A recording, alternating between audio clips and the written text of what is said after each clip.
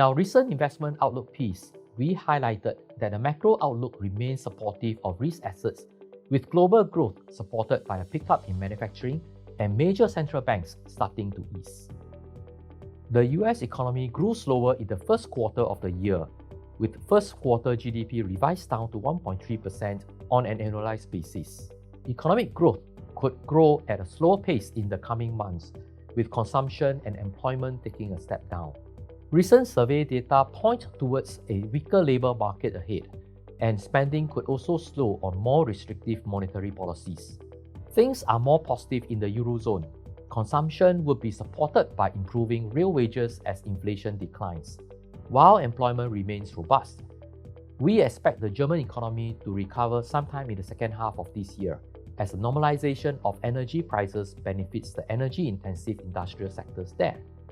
As for the largest economy in Asia, economic recovery in China is uneven, with firmer manufacturing but weaker services as reflected in the May PMI numbers. Industrial production and fixed investment spending has benefited from fiscal support to emerging industries such as semiconductors, electric vehicles, and biotech. Consumer confidence is still weak, but could improve with the right policies. The announcement of a comprehensive package to address property developers' funding needs, as well as to help reduce housing inventories, could help consumer sentiment going forward.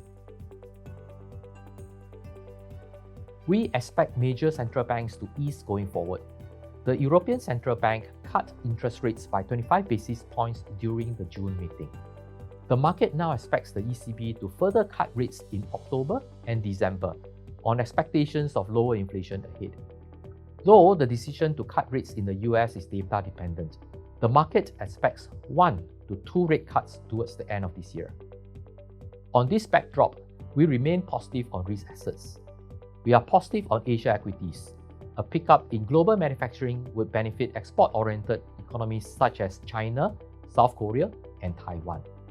Interest rate cuts later this year by the Fed could also lead to a weaker dollar, which is positive for Asia equities. We are positive on India as we see little change to the pro-growth policies in India, despite the weak election win for Prime Minister Modi.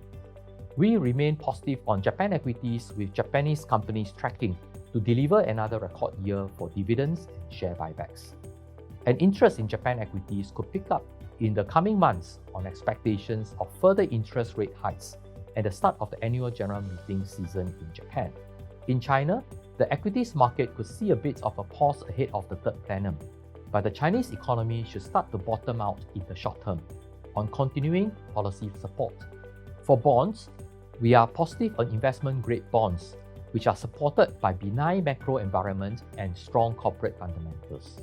Spreads, though tight, are likely to remain stable. We like short-dated investment-grade bonds, as the current inverted yield curve offers investors attractive absolute yield and better protection from greater interest rate swings observed in the market lately.